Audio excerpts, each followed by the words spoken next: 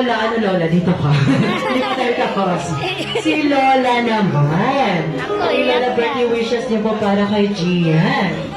Siyempre, lumaki siyang mabuting bata. May